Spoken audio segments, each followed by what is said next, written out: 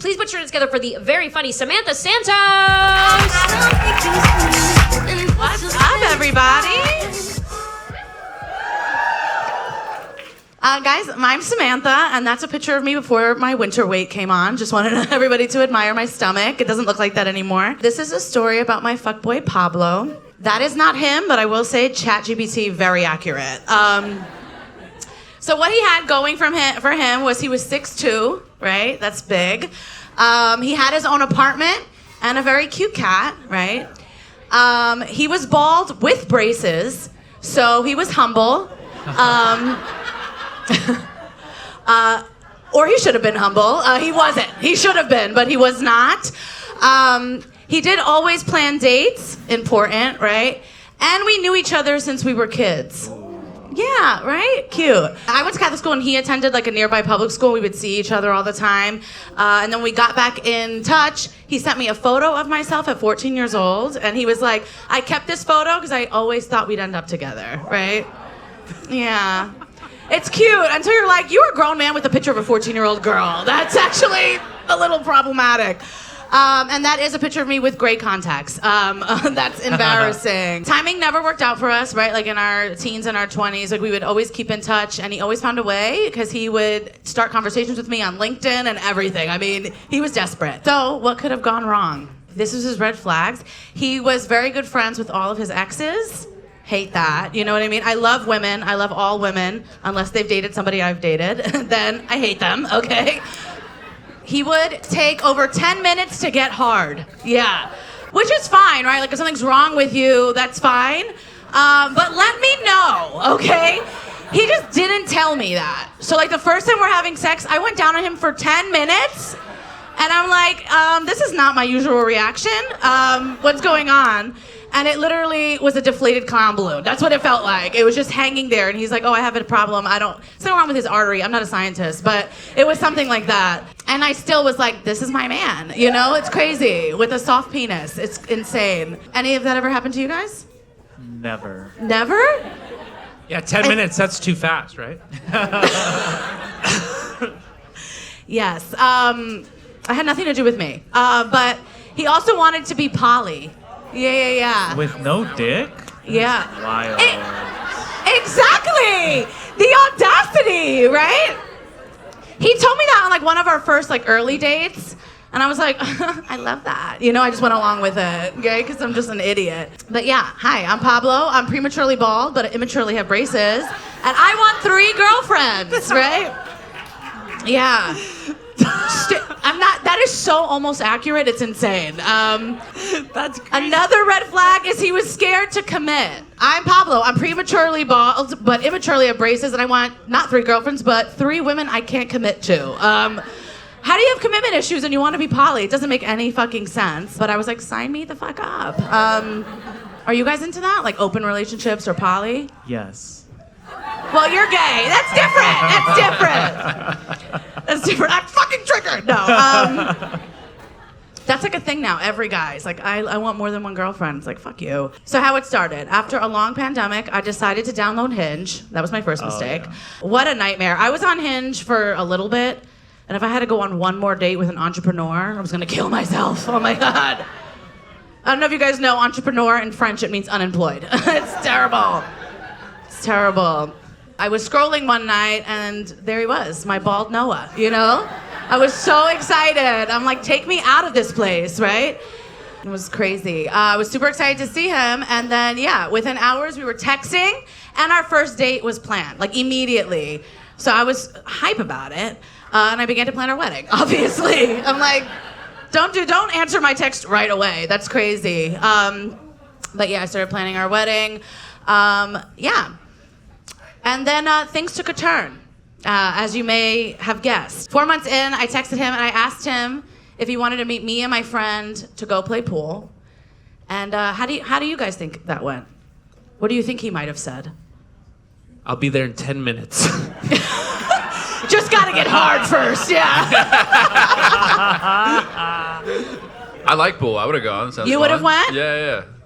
What, Do you think there's anything weird about asking someone to meet you for pool after dating for 4 months consistently? No. That's Right? There's nothing wrong with that. That's a reasonable thing. Yeah, 4 months in. Thank you. Took 4 hours to respond to me. Yeah. Then he was like, "Can I call you?" And I was like, "Oh no." Yeah. I was like, something must have happened with Pool. I don't know, right? I'm like, we don't have to do that. We go to the movies. And then he breaks up with me on FaceTime. Yeah, he FaceTime. Right? Because he wasn't ready to commit, and meeting my friends felt too serious. Yeah. It's just crazy that Pool was where he drew the line. I'm like, I've seen your flaccid dick, and like, you don't want to play pool with my friends? That doesn't even... It was crazy. He acted like I asked him to marry me, which I might have. But like, do you know how hard it is to try to get your angle on FaceTime while you're about to cry? It's insane, right? I'm like in the good lighting. I'm like terrible. But I look kind of cute when I cry, so it was fine. But What if that got him hard immediately? imagine? It probably did. But yeah, after 2 weeks of no contact, he calls me up. Yeah, he told me that after we hung up from our FaceTime call that he had to go to the hospital because he had a bad anxiety attack. And he thought we love to see it. He was like, I thought I had a heart attack. I was like, I wish you did, actually. Fucking break up with me? That's crazy.